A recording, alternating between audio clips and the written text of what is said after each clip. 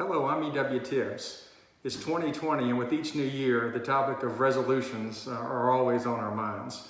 Like you, I struggle to keep those resolutions and figure out how to be better today, better in 2020 than I was in 2019 or any previous year. I'd like to share with you two strategies that I have used historically and that I use now to try to improve myself both as a person and as a leader.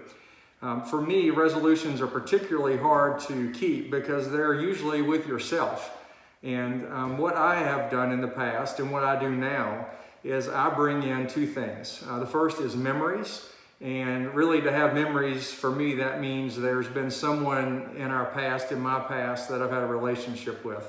So bringing memories and relationships to resolutions or commitments to improve ourselves or teams or groups that we're part of, I believe will help us all be better leaders and frankly more successful in achieving our resolutions. And I want to share three examples of memories and relationships that have helped me achieve those resolutions.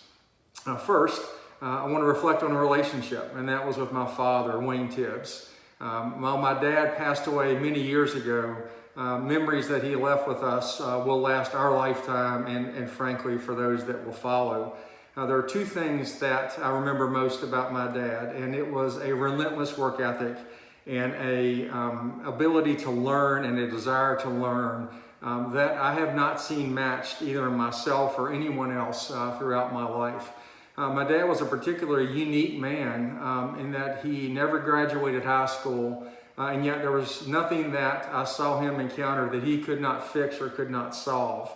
And it again came from two things: incredible work ethic, and also a relentless desire to learn. The comment that he would share with me is never get outworked, never get outlearned.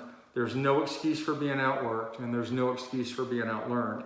So as I relate that to my resolution, as I relate that to my improvement, and as I think about how I can be a better leader, I want to always ensure that I keep the memory and the relationship of my dad alive by demonstrating, role modeling a really strong work ethic and an absolute passion for learning, both for myself and teams that I'm part of as we pursue strategies for organizations, communities, etc. The second set of memories and relationship that I want to share with you today is my mom, Pat Tibbs.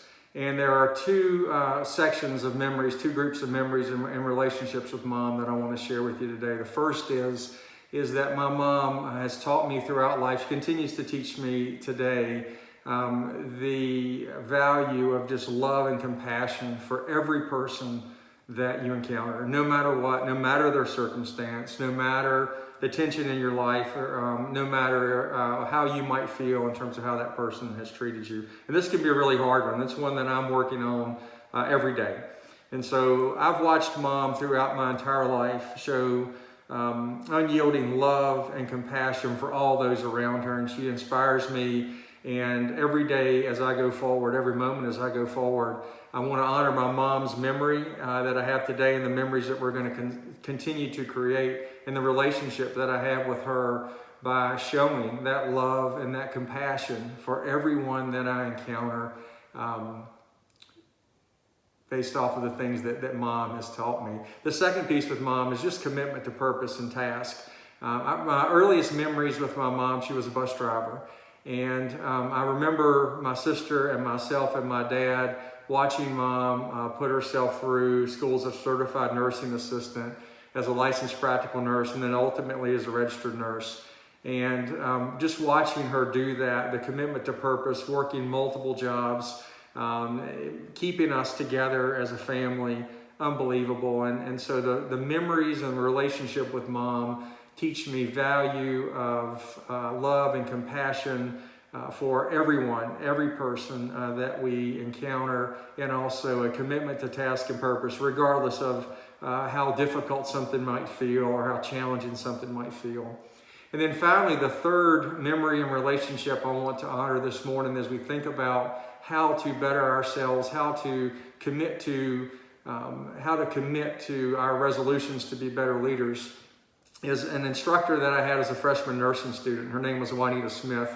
I was 19 at the time, and Miss Smith was your stereotypical nursing instructor in those days. This was in the late 1980s. Miss Smith was probably about 80 years old, starched white cap, gown, glasses on the end of the nose. And in one of my earliest memories of Miss Smith, she looked over her glasses and her nose at me, and she said the following. She said, "Young man, every time you interact with someone, you will take or you will give, and if you ever start taking, you stop doing." And I thought to myself, wow, I have reflected on that day, that moment with Miss Smith since that time. It's been more than 30 years ago, and it has stayed with me in many ways. It stayed with me as I entered patients' rooms as a registered nurse. It stayed with me as a leader, as a manager, as a director, as an executive, as a CEO, as a father, as a husband, as a community member. And it left me with a memory and a relationship with Miss Smith that I wanted to honor by ensuring that in every interaction, I made certain that I brought positive energy, high energy, and a desire to commit myself to helping that person or that set of people that I was being given the privilege of encountering at that time. So I hope as you think through your resolutions this year, your desire to be better, whether it's as a leader or as a human being or what it might be, that you take forward the ability to use memories and relationships. I hope that you remember my dad, my mom, and Miss Smith, and you think about things like work ethic. You think about things like desire and a commitment to learn. You think about loving and having deep compassion for everyone that you encounter, and a commitment to task, and a commitment also to bring energy to every interaction. So thank you for a couple of minutes today, and I hope 2020 is the best year ever. Take care.